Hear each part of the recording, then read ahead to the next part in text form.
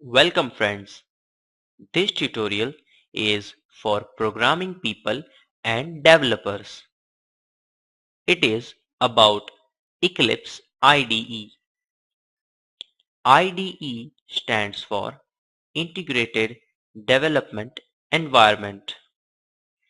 Eclipse is world's most famous and open source IDE written in Java. It is best because it is written in Java, which is a standard programming language, and it is free and open source. Now we are at www.eclipse.org.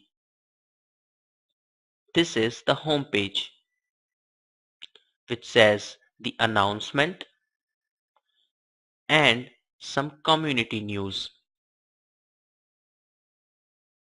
It is a good practice to explore Eclipse website, which is downloads, users, members, committers, various resources, interesting projects, and about Eclipse.